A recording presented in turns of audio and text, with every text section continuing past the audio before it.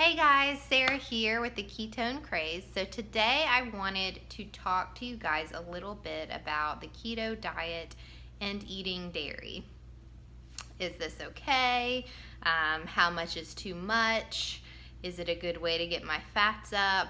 Are there a lot of carbs in dairy, etc.? So we'll just kind of go over it real briefly so you can kind of get an idea. And my first thought is to say 100% dairy is a great way to get fats in the keto diet. And it's very satisfying. So I'm a huge fan of cheese. I'm a huge fan of cream cheese, a huge fan of heavy whipping cream in my coffee. So for me, dairy has been a great way in my journey with keto to help me get those fats up not necessarily increasing the carbs and protein as well. So if you are sensitive to dairy and it can cause you to just feel bloated and give you that stomach upset, then it's definitely best to stay away from it. But for me, I enjoy throwing cheese on everything, and it has been a great way to help me reach that high level of fat. So first we'll talk about cheese. So cheese is a great addition to veggies. It's a great addition to meats. It's a great thing to just sprinkle on eggs to just help you reach that higher level of fats. However, you do want to watch carbs in cheese. So a lot of bags of the pre-packaged, pre-shredded cheese, they will sift those shreds in potato starch, or sometimes like a cornstarch powder, just to keep those shreds from sticking together. So that can add carbs, so you want to be aware of that. Also, cheeses that have been aged longer, things like cheddar cheese, those tend to have less carbs if it's been aged longer than other types of cheeses. So my top picks are usually cheddar. I do love brie cheese and also Havarti cheese if I'm making a wrap or something like that.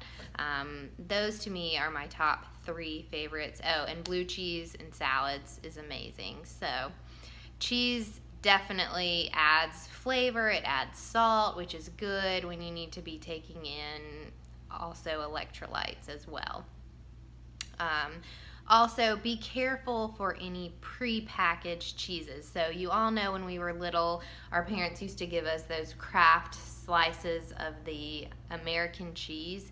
You want to stay away from that because those also have hidden carbs. So definitely check your nutrition labels when you are taking a look at cheeses, or if you're adding cheese to something. That is very important.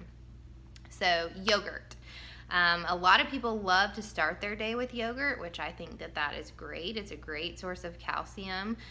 It's also easy to just grab and go or pack in your lunchbox when you're going to work. However, yogurt does tend to have a lot of sugar. So again, you want to check your nutrition labels and make sure you're looking at that carb count, because just because it is a whole milk yogurt, which again, guys, you want that full fat yogurt. So look for the ones made with whole milk, because if you're taking out the fats from the milk and you're getting that reduced fat yogurt, then most likely they're adding sugars to substitute for the fats to keep it flavored, and flavor rich is the word I'm looking for. So definitely check your nutrition labels. Any yogurts that also have the added fruit mixtures in them, those are literally just straight sugar, guys. So you want to stick to full fat plain yogurt and check your carb counts. I know of one brand that Harris Teeter sells called Carb Master that a friend showed me that I think has about 5 net carbs in one of the little containers. So again, check your nutrition labels. Another way to get in some good fats on dairy is cottage cheese. I'm a huge fan of full fat cottage cheese. I like that flavor. I think it's a great snack. You can get the little on the go little pouches, or it's a great breakfast. Just throw in a handful of berries, because remember, you can have berries on the keto diet because they are low in sugar. So throw in a handful of your favorite berries, blueberries, strawberries, eat that cottage cheese. It's full of protein and fat. So that is a great little snack or way to start your day. Cream cheese also is used in a lot of recipes. I love cream cheese, especially the whipped kind. You may find it has about two-ish net carbs, but it's used in a lot of casseroles, a lot of keto sauces if you're cooking like an Alfredo. So cream cheese is also a good dairy product you can use as well. And then again, we can think of things like heavy cream and half. So if you're going to add something to your coffee, or again, if you're cooking some type of sauce or casserole, a lot of them call for heavy cream because it's a great way to increase your fats without having any type of additional carbs. I think a tablespoon of heavy cream is about 50 calories, 5 grams of fat, 0 carbs. So I will take my black coffee and add a little heavy cream to that. If I go to Starbucks, I will usually add heavy cream as the creamer. You can also use half and half. I think it's about 2 tablespoons for 3 grams of fat, so you can have a little more half and half for the amount of fat. But again, the purpose is to bring the fats up. So why not go for the heavy cream? I personally think it has a much better taste. It doesn't have that bitter aftertaste that half and half can sometimes have. So go for the heavy cream. You can use heavy whipping cream to make your own whipped cream on desserts. That's also another dairy product that you can use. So that is great. So that being said, you really want to watch out for milk. So milk has a lot of added sugar.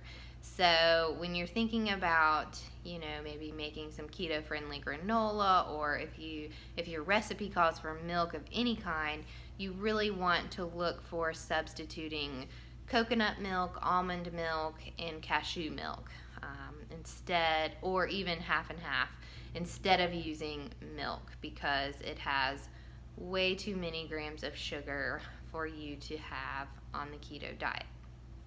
So again, sour cream, that's also another great dairy product to add on things if you're having a keto taco night. A lot of yummy dips for appetizers contain sour cream. I have made a cream cheese garlic sour cream dip where you add cream cheese, sour cream, some garlic powder, and then you bake it with a little cheddar and maybe some jalapenos and mushrooms on the top. It's delicious. You can eat that with those little Parmesan crisps. So basically being said, if you are okay and you are not sensitive to dairy products, then they are definitely great on the keto diet. I will say I probably would have not been able to do this diet had it been dairy restrictive. So for me, it's helped me out, but you just want to make sure you read your nutrition labels and look for those added sugars. So if you guys have any specific questions about dairy products or have any great keto recipes using dairy, then please comment below and I would love to hear them.